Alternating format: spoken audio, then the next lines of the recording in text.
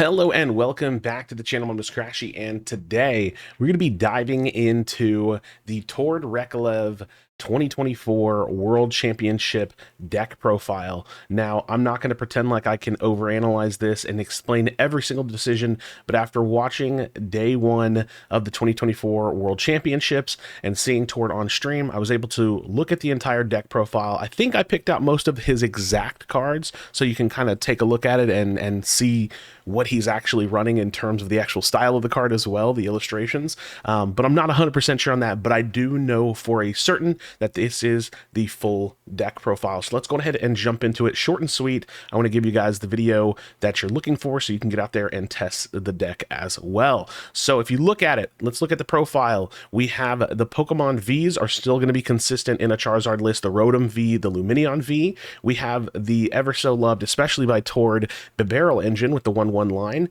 We have the Radiant Charizard for, adequate prize mapping and bringing that into the game. We have a 2/1/2 Charizard line, so thins down the list a little bit with a 2/1/2 line with an addition of the Rellor Rabsca 1/1 line. Now, Rellor Rabsca, very great bench defender. It makes sense. It's very, very interesting to see in this. What's not interesting to see in this at all is the one Fezandipiti. Not surprising at all. Very, very strong card. I organized the cards on here weird, so forgive me for that. We have a 2/1/2 Pidgeot line with the one Pidgeotto being in the list, and another favorite of Tord's is the one Cleffa. So that's going to be all of the Pokemon in the 2024 Tord Reklev deck profile. Now, let's jump into the items, the trainers, all of that jazz. We have 4 Buddy Poffins, 4 Rare Candies, needs no explanation, 2 Super Rods, 2 Counter Catchers, again, very standard for recycling and for gusting. The 1 Technical Machine Evolution, and this is where you start to see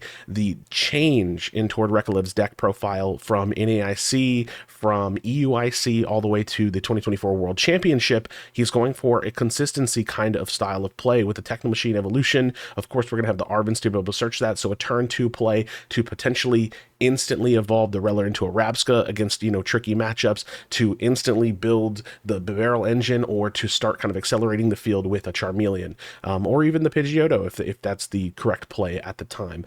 Moving on, we have a tech with the Canceling Cologne, of course, very, very strong tech to add to any Charizard deck, and the addition of a Hisuian Heavy Ball. Now, this is not crazy. You got a lot of pieces in this deck, a lot of one-offs in this deck, and you might need to be able to grab that. So the addition of the Hisuian Heavy Ball going to be very nice. 1 Pal Pad, of course, to recycle some of these supporters that we have coming up, and we have 4 Ultra Balls. Like I said, I split them up because that looks like that's what he's actually playing at the event.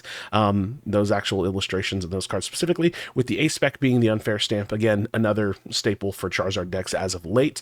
1 Collapse Stadium for, bumping off a 2 prize liability. 1 Temple of Sinnoh for that special energy Lugia tech. We have 4 Arvens. We have 2 illustrations and then 2 regular Arvens that you can see next to my webcam right here. 2 Ionos, 1 Professor Turo scenario, 2 Boss's Orders, and a Thornton. I've heard a lot about Thornton being in the list for Charizard at the World Championship. I think a very, very interesting inclusion and something that I want to kind of ask y'all about. So leave your thoughts in the comment section down below. As we continue this, I'll bring that back up. 1 Defiance Band. Again, I organized this really weird because I was going through the list on my second monitor trying to make sure I have it nailed down. 1 Defiance Band, 1 Forest Sealstone. So the Forest Sealstone, obviously, to play off those Lumineon V, the Rotom V, as a kind of quick search, so you can find whatever card you need. But we have the 5 Fire Energy, so cutting down from 6 to 5, with an inclusion of 1 Double Turbo Energy. So really, really interesting. My only thought, and again, I'm no one special, my only thought is that the Thornton, the Double Turbo, and the Radzard have some kind of play in here, right?